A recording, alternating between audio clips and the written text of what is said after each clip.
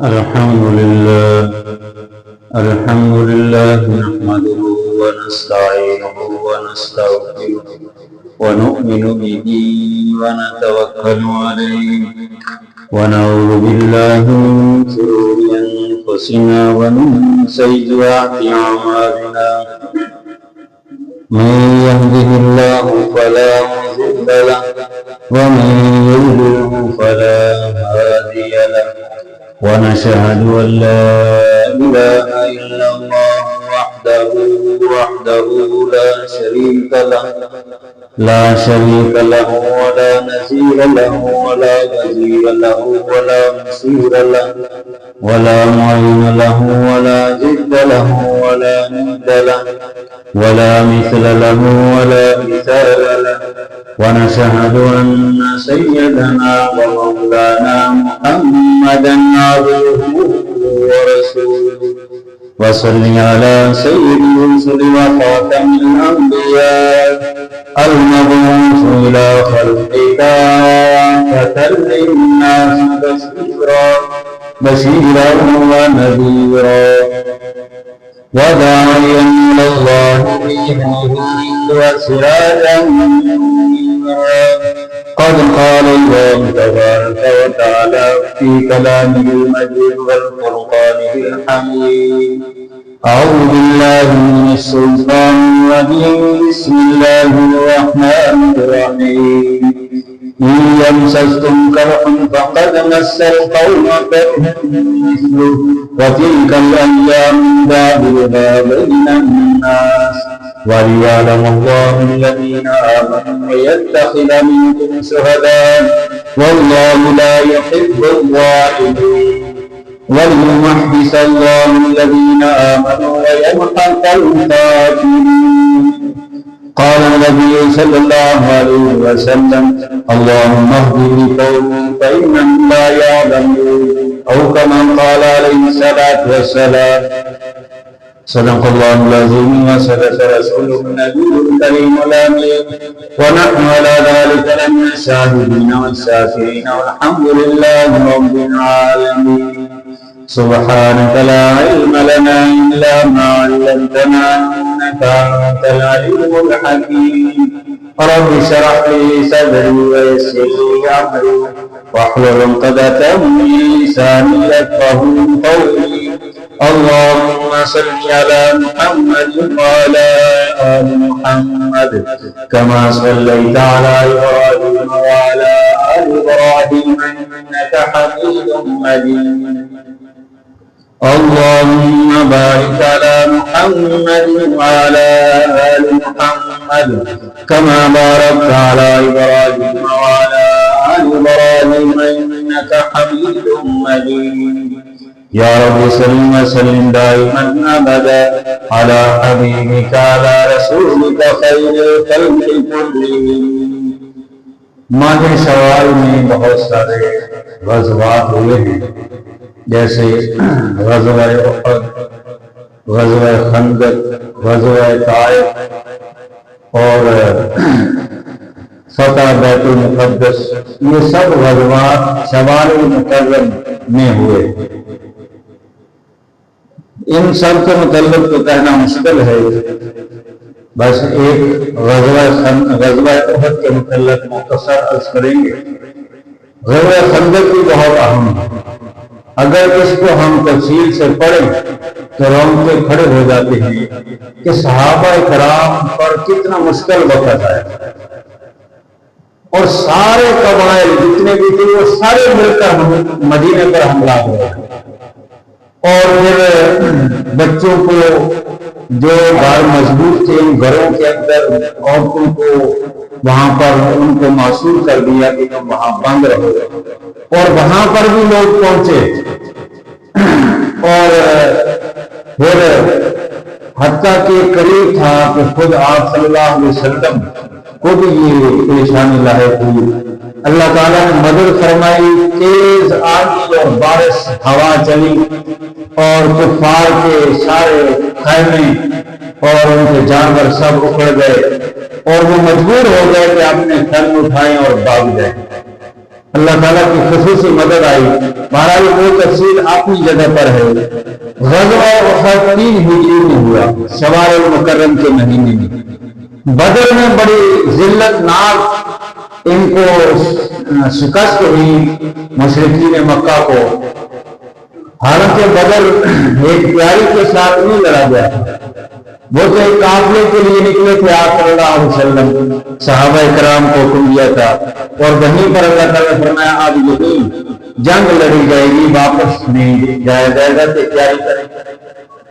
اس کے باوجود 313 کے اللہ تعالیٰ نے ان کو فتح نصیب کی. ایسی فتح نصیب فرمائی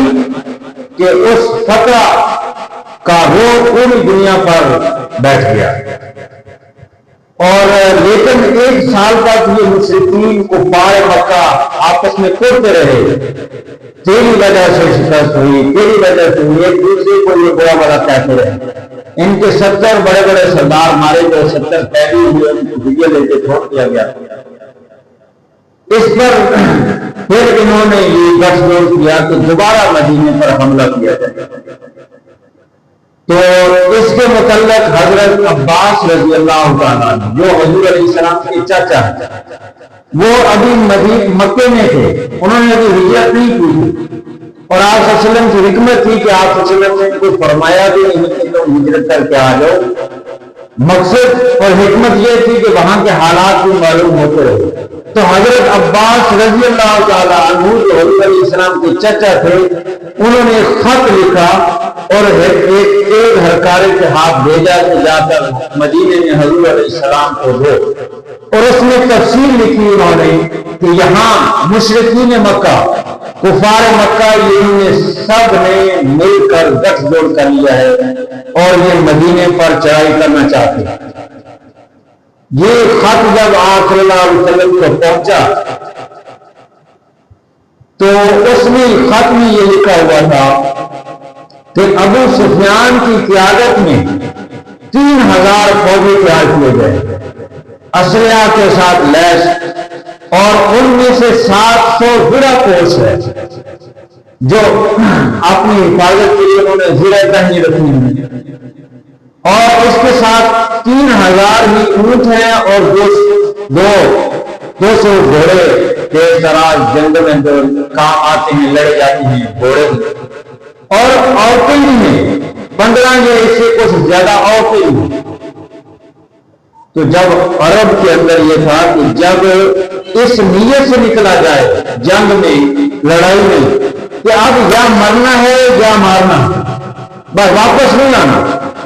یا مار کے آئیں گے یا مر کے آئیں گے. تو وہ عورتیں بھی لے کے جاتی، پیچھے عورتیں ان کو شرم دلاتی تھی، ہم تمہارے پیچھے کھڑی ہیں اور تم اگر واپس آؤ گے تو تمہیں شرم نہیں آتی.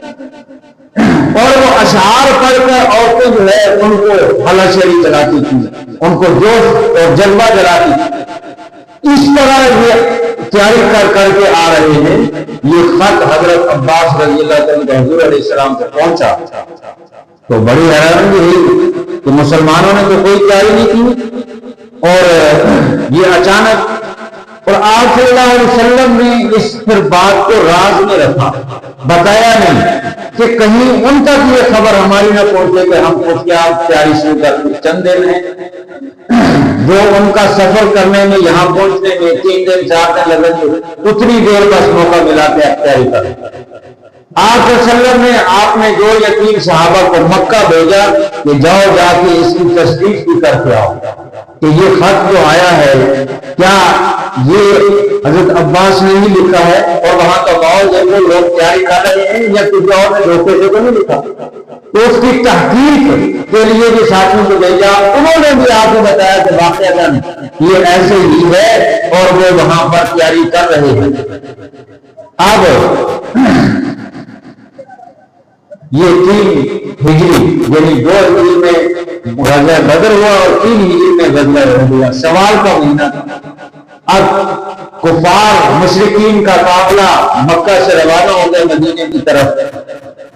اور آپ صلی اللہ علیہ وسلم نے پھر صحابہ کرام سے مشورہ کیا کہ اب یہ جنگ کا وقت آن پہنچا ہے، ہمارے پر مسلط ہو رہی ہے، تو اب کیا کیا جائے. کیا مدینے کے اندر رہ کر لڑا جائے یا باہر؟ صحابہ کرام سے، مختلف صحابہ کرام سے مشورہ لیا گیا۔ اب اس میں یہ ہے کہ بعض وہ صحابہ خصوصاً نوجوان صحابہ جو بدر میں شریک نہیں ہو سکتے، ان کا جوش اور جذبہ بہت زیادہ کہ قرآن پاک میں اللہ تعالیٰ نے بدر میں شریک ہونے والوں کی تعریف فرمائی ہے، وہاں پر آیات نازل ہوئی ہے، تو ان کا جذبہ اور جوش بہت زیادہ تھا، اس لیے ان کا جوش اور جذبہ یہ چاہ رہا تھا کہ باہر جا کے لڑے، جوان مردی سے لڑے نا۔ یہ انہوں نے اپنے خیالات اور اپنی رائے پیش کی۔ آپ صلی اللہ علیہ وسلم کی رائے تو یہ تھی کہ مدینے کے اندر بھی رہ کر لڑا، لیکن ان جذبے کی وجہ سے، انہوں نے جوش کی وجہ سے یہ بار بار اصرار کیا آپ نے سے کہ نہیں، مدینے سے باہر جا کر لڑا۔ تو آپ صلی اللہ علیہ وسلم وہاں سے اٹھے اور اپنے حجرہ شریف میں تشریف لے گئے۔ وہاں آپ نے جنگی لباس پہنا، گھیرا وغیرہ تلوار دی۔ تو جب باہر آئے تو جو صحابہ کرام نے اصرار کیا تھا کہ باہر جنگ لڑی جائے، تو انہوں نے کہا کہ یا رسول اللہ، شاید ہم نے آپ کی رائے پر رائے دے دی ہے اور آپ نے مشورہ مانگا تھا، ہم نے بار بار اصرار کیا کہ باہر جا کے لڑا جائے، اور آپ کی رائے شاید یہ ہے کہ مدینے کے اندر لڑا جائے رہ کر۔ تو آپ صلی اللہ علیہ وسلم نے ان کو جواب دیا کہ نبی جب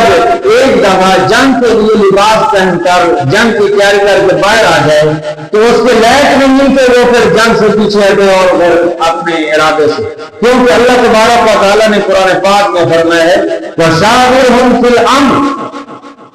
معاملات میں صحابہ کرام سے مشورہ کیجیے۔ فَإِذَا عَزَمْتَ، جب مشورہ کر لیا، ارادہ پختہ کر لیا، معاملہ طے ہو گیا، تو فرمایا فَتَوَکَّلْ عَلَى اللَّهِ، پھر اللہ پر بھروسہ کرے۔ پھر اس میں یہ نہیں چھسو پنج نہیں، مشورے کا حکم ہے، ہمیں بھی چاہیے کہ ہم مشورہ کریں، اور جب مشورہ ہو جائے، جس کی رائے پر فیصلہ ہو جائے، بس سب کو اس کی رائے کو پھر قبول کر لیں۔ امین جو ہے مشورے کا، جماعت کا، وہ جب ایک بات طے کر دے، کسی کے بھی مشورے پر فیصلہ کر دے، تو سب کو اس کو قبول کرنی چاہیے۔ تو آپ نے فرمایا ہم نے تو ارادہ کر لیا۔ اب بعد میں بظاہر اس جنگ میں شکست ہوئی، حالانکہ شکست نہیں ہوئی، میں بتاؤں گا، لیکن بظاہر ایسے جگہ شکست ہوئی۔ تو آپ صلی اللہ علیہ وسلم کا دیکھیں امت کو سبق، کبھی زندگی بار آپ صلی اللہ علیہ وسلم نے اس کے بعد کسی صحابی کو نہیں کہا کہ تم نے یہ مشورہ دیا ہے تمہاری وجہ سے یہ ہوا۔ اور ہم کیا کرتے ہیں، مشورہ لے لیتے ہیں، کسی ایک رائے پر فیصلہ کر لیا، پھر جب کام ہو گیا تو وہ کام میں کوئی خرابی پیدا ہوگی تو ہم کیا کرتے ہیں، تو نے جو مشورہ دیا ہے تیری وجہ سے کام خراب ہوا، یہ درست نہیں ہے۔ جب مشورہ کر لیا ہے، مشورے کا مطلب ہے اب فیصلہ ہو گیا، اب یہ کہنا کہ تیری وجہ سے یہ ہوا ہے، اس کی وجہ سے یہ ہوا ہے، باپ بیٹے سے مشورہ کرے، بیٹا باپ سے کرے، بھائی بھائی سے کرے، اور پھر جب مشورہ کر لیا ہے اس میں جو بھی ہے بس پھر اس نے پکا ارادہ کر، ششو پنج نہیں، مشورہ کر لیا ہے پھر اس کے بعد اچھا اس طرح کر لے، اس طرح کر لیں۔ جب مشورہ ہو گیا، کیا ہو گیا، اس پر پکا ہو جائے۔ یہی اللہ تعالیٰ فرماتے ہیں کہ فَإِذَا عَزَمْتَ، جب عزم کر لیں، پکا ارادہ کر لیں، تو فرمایا اس کے بعد فرمایا کہ فَتَوَکَّلْ عَلَى اللَّهِ، پھر اللہ پر بھروسہ کیجیے۔ إِنَّ اللَّهَ يُحِبُّ الْمُتَوَکِّلِينَ، اللہ تعالیٰ بھروسہ کرنے والوں کے ساتھ محبت کرتا ہے۔ تو اس جنگ میں بھی ایسے ہی ہوا، غزوہ ہو کہ آپ نے مشورہ کر لیا اور فیصلہ ہو گیا کہ اب باہر جا کر جنگ احد پہاڑ کے پاس لڑی گئی۔ چنانچہ ایسے ہی ہوا، پھر آپ صلی اللہ علیہ وسلم صحابہ کرام کے اس مشورے پر عمل کیا۔ مدینے سے باہر جو احد پہاڑ ہے، یعنی اس طرح جنگ لڑی گئی کہ احد پہاڑ مسلمان اور صحابہ کرام کے پیچھے تھا، اور مسلمان ایسے لڑ رہے تھے احد پہاڑ کے آگے جا کر۔ جو وہاں گئے انہوں نے دیکھا ہے شہداء جو احد ہیں، وہاں پر حضرت امیر حمزہ اور دوسرے صحابہ کرام کی قبور کی موجود ہے۔ تو اس جگہ پر جا کر پھر مدینے سے باہر ہو کر جنگ، جب جا رہے تھے تو مسلمانوں کا لشکر کیا تھا؟ 1000 صرف، اور ادھر سے 3000 اور مسلمانوں کا 1000۔ رستے میں جو اب مسجد نبوی ہے، مسجد نبوی سے اور پہاڑ کی طرف جائیں تو درمیان کے اندر ایک جگہ پر آئے تو وہاں پر منافقوں کا سردار رئیس المنافقین عبداللہ بن ابی وہ پیچھے ہو گیا، یہ کہتا کہ ہماری بات نہیں مانی گئی، ہمارا مسئلہ تھا مدینے کے اندر لڑا جائے، لہٰذا ہماری مسئلے پر عمل نہیں ہوا، ہم نہیں جاتے۔ 300 اپنے ساتھ اپنے منافقوں کو لے کر واپس ہو گئے، تو باقی 700 رہ گئے 1000 میں سے۔ اس طرح اس نے یہ حرکت کی، اور اس میں بھی حکمت تھی کہ وہاں جا کے کوئی نقصان ہو سکتا تھا ان منافقین کی وجہ سے، اللہ تعالیٰ نے رستے میں ان کو علیحدہ کر دیا، منافق علیحدہ، پکے مومن علیحدہ، علیحدہ ہو گئے۔ اس طرح وہاں پر پہنچے تو 1000 کا لشکر تھا اور 300 یہ واپس ہو گئے۔ اس پر آقا صلی اللہ علیہ وسلم نے خاموشی اختیار کی، ان منافقین کو کچھ نہیں کہا تاکہ یہ پروپیگنڈا کریں۔ اور اس کے ساتھ یہ بھی ہوا کہ ان کے نکلنے کی وجہ سے بنو ہاشا اور بنو مسلمہ یہ 2 قبیلے یہ بھی پروپیگنڈے میں آ گئے، اور یہ بھی پھسلنے لگے تھے کہ یہ بھی نکل گئے کہ 300 آدمی 1000 میں سے نکل گیا، ان سے بات ہوگی۔ یہ ان کے ذہنوں میں بھی یہ بات آئی، خیال آئی، پھسلنے لگے تھے۔ اللہ تعالیٰ کی ان کے لیے مدد آئی۔ اللہ تعالیٰ نے قرآن پاک میں فرمایا کہ ہمت طائفتان منکم ان تفشلا، جس وقت تم میں سے 2 جماعتیں، یہ 2 قبیلے بنو مسلمہ بنو ہاشا یہ پھسلنے لگے تھے، ان تفشلا تو یہ پھسلتے، واللہ ولیہما، اور اللہ تعالیٰ ان دونوں کا ولی ہے کہ اللہ تعالیٰ نے ان کو بچایا اور ایمان پر استقامت دی۔ وعلی اللہ فلیتوکل المؤمنون، اور چاہیے کہ مومن اللہ پر بھروسہ کریں۔ جنگ شروع ہوئی، صحابہ کرام نے بڑی جانساری کے ساتھ جنگ لڑی اور خوب قربانی کے ساتھ لڑے۔ آپ صلی اللہ علیہ وسلم نے جنگ شروع ہونے کے وقت اپنی تلوار لہرائی اور فرمایا کہ کون ہے اس تلوار کا جو حق ادا کرے؟ جتنے بڑے بڑے صحابہ کرام تھے وہ سب لگ کے کہ ہمیں یہ تلوار مل جائے۔ آپ صلی اللہ علیہ وسلم نے تلوار پیچھے کر اور حضرت ابو دجانہ رضی اللہ تعالیٰ عنہ کو بلایا اور فرمایا کہ کیا تم اس تلوار کا حق ادا کرو گے؟ انہوں نے کہا یا رسول اللہ میں اس تلوار کا حق ادا کروں گا۔ فرمایا کیسے ادا کرو گے؟ کہا کہ میں اس تلوار کے وجہ سے بچوں اور خواتین پر وار نہیں کروں گا، صرف جو ان کے مرد ہیں ان پر وار کروں گا، اور یہ تلوار خون سے لت پت ہو جائے گی، اتنی میں اپنی جانسائی کے ساتھ اس تلوار کے ساتھ کافروں سے لڑوں گا۔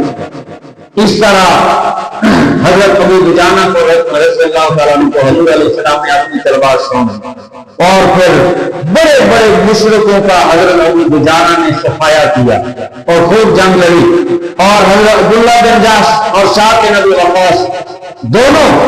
یہ صحابہ کرام انہوں نے دعا کی آپس میں، جو دونوں بیٹھ گئے ان کا دونوں دعا کرتے ہیں کہ دشمن کا مقابلہ ہو، اور حضرت سعد بن ابی وقاص رضی اللہ تعالیٰ عنہ نے کہا کہ دشمن کا مقابلہ ہو اور وہ دشمن میں اس پر غالب آ جاؤں، اس پر اتنا حملہ پر ہوں، اتنا جوش اور جذبے اور قربانی جانساری کے ساتھ کہ میں اس پر غالب آ جاؤں اور ان کو جہنم نصیب کروں اور اللہ تعالیٰ ہمیں فتح دے۔ تو حضرت عبداللہ بن جحش نے آمین کہا۔ پھر حضرت عبداللہ بن جحش نے دعا کی کہ میں کفار کے ساتھ لڑوں، خوب ان کا مقابلہ کروں اور کفار مجھ پر غالب آ جائیں اور میں ان کے نرغے اور زخم میں آ کر شہید ہو جاؤں اور مجھے جنت مل جائے۔ حضرت سعد بن ابی وقاص نے اس پر آمین کہی، لیکن حضرت سعد بن ابی وقاص وہ تو بچ گئے، ان کی بھی دعا قبول ہو گئی، اور حضرت عبداللہ بن جحش رضی اللہ عنہ کی دعا قبول ہو گئی کہ انہوں نے خوب لڑا، اور لڑنے کے بعد پھر اللہ تعالیٰ نے ان کو شہادت عطا فرمائی اور وہ جنت میں پہنچ گئے۔ اس طرح صحابہ کرام نے یعنی جذبے کے ساتھ جوش کے ساتھ اس جنگ میں حصہ لیا۔ غزوہ احد میں احد پہاڑ مسلمانوں کی پشت پر تھا، اور حضور علیہ السلام نے جنگ کی حکمت عملی کے تحت یہ عمل فرمایا تھا کہ وہاں پر ایک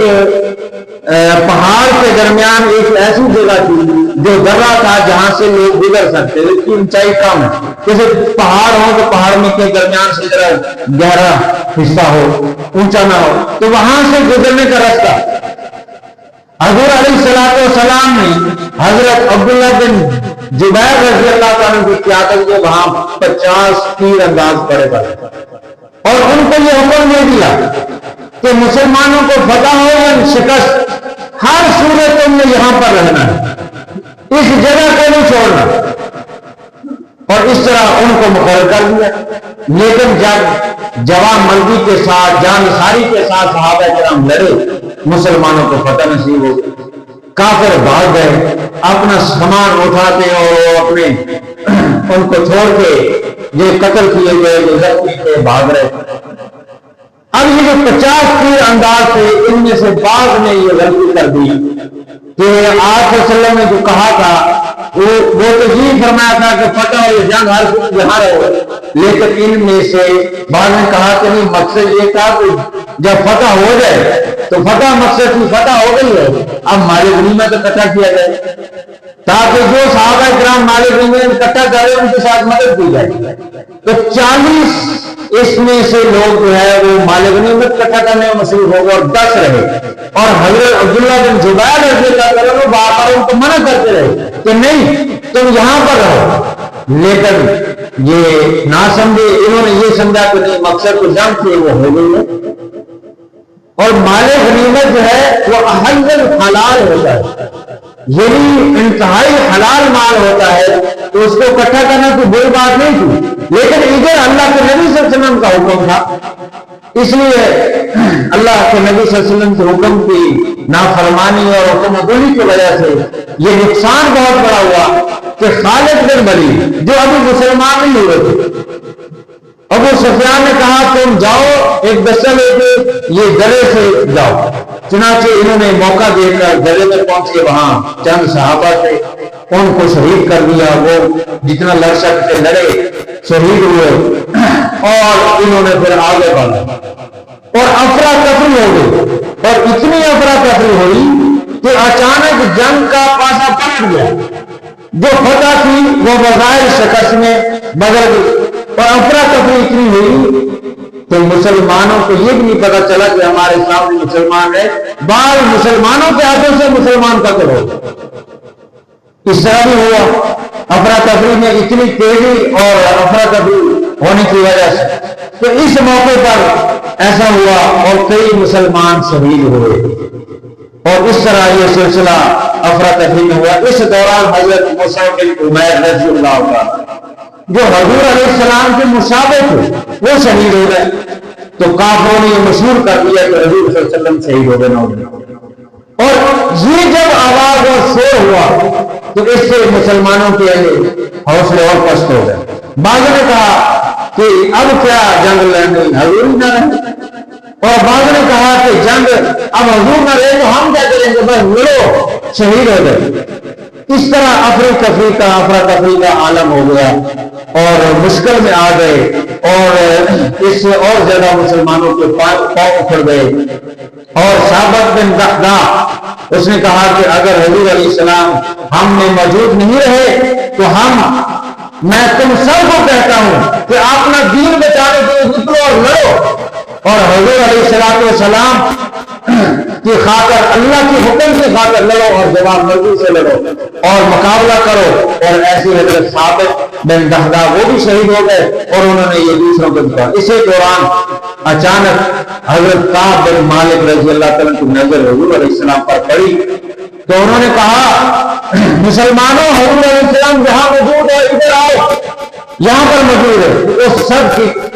صحابہ کرام پھر اس جگہ جمع ہونا شروع ہو گئے، تو کفار کو بھی معلوم ہو گیا، تو وہاں کفار کی طرف سے تیروں کی بچھاڑ ہونا شروع ہو گئی کہ یہاں پر مسلمان اکٹھے ہیں اور حضور علیہ السلام بھی موجود ہیں، تاکہ زیادہ سے زیادہ مسلمانوں کا نقصان ہو۔ اس طرح انہوں نے اپنے تیروں تلواروں کا رخ اس طرف کر دیا، اور جب یہ صورتحال ہوئی تو حضرت ابو دجانہ رضی اللہ عنہ وہ حضور علیہ السلام کے ساتھ جھک گئے اور اپنی کمر کفار کی طرف کر لی کہ جو بھی تیر تلوار آئے وہ میری پیٹھ پہ لگے اور حضور علیہ السلام کی حفاظت ہو۔ اس طرح ڈھال بن گئے، اور آپ صلی اللہ علیہ وسلم نے ان کو بھی فرمایا تھا، ان کا چونکہ ان کو زخمی ہو گئے تھے بہت زیادہ، اور پیچھے ان کے جسم پہ تیر بھی تیر لگے، ان کے جسم کے اندر بہت زیادہ زخم ہو گئے، تو آپ صلی اللہ علیہ وسلم کے آنکھوں سے آنسو بھی جاری ہوئے، اور آپ صلی اللہ علیہ وسلم ان کو تسلی بھی دے رہے تھے، اور آپ صلی اللہ علیہ وسلم فرما رہے تھے کہ یہ لوگ ظالم کیا کر رہے ہیں۔ خود آپ صلی اللہ علیہ وسلم پر پھر ایسے ہی ایک پتھر لگا، جب انہوں نے دیکھا کہ تیروں سے کام نہیں چل رہا، وہ تو صحابہ کرام روک رہے ہیں، تو پتھر مارنے شروع کر دیے، اور ایک پتھر ایسے آیا کہ صحابہ کرام اس کو نہ سمجھ سکے، وہ آپ صلی اللہ علیہ وسلم کے چہرے مبارک پر لگا، اور اس لگنے پر آپ صلی اللہ علیہ وسلم پیچھے کو ہوئے تو پیچھے گڑا تھا اس میں گر گئے، جس کی وجہ سے آپ کے یہاں پر پیچھے بھی دباؤ آیا، اور آنکھ اور اسی طرح دانت مبارک، جو دانت مبارک کی شہید ہوئے، جیسا کہ مسلم شریف کی حدیث میں۔ تو اس وقت آپ صلی اللہ علیہ وسلم نے فرمایا تھا کیف یفلح قوم، کیسے یہ ایسی قوم کامیاب ہو سکتی ہے، شجعوا نبیہم، جنہوں نے اپنے نبی کو زخمی کر دیا، وکسروا رباعیتہ، اور جنہوں نے اپنے نبی کے دانت کو، دو دانتوں کو شہید کر دیا، وہو یدعوہم الی اللہ، حالانکہ وہ نبی ان کو اللہ کی طرف بلاتا ہے۔ تو اس طرح یہ بڑی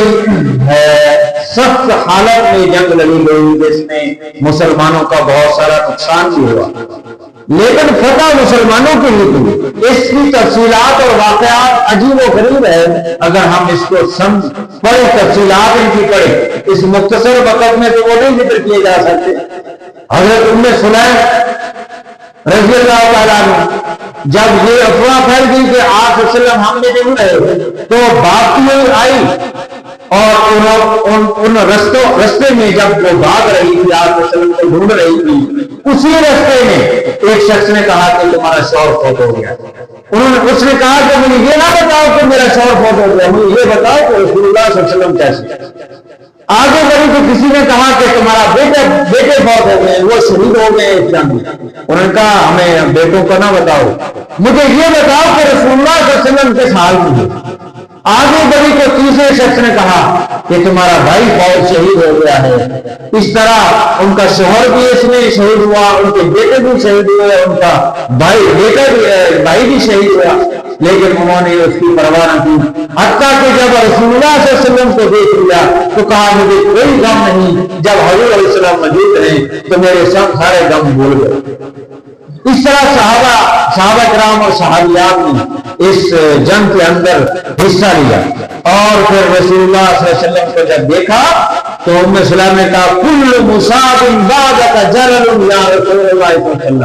اے رسول اللہ صلی اللہ علیہ وسلم آپ کی زیارت کرنے کے بعد ہمارے ساری نصیبیں اور غم بھول گئے، ختم ہو گئے۔ اتنا جذبہ تھا۔ بہرحال بدر کے اس مقابلے میں زیادہ تعداد مسلمان شہید ہوئے، اور اس میں کافر جو ہے وہ بھی 30 مارے گئے، لیکن 70 کے قریب مسلمان شہید ہوئے۔ اب یہ ایک نقصان مسلمانوں کا ہوا ہے ادھر، لیکن فتح مسلمانوں کی ہوئی۔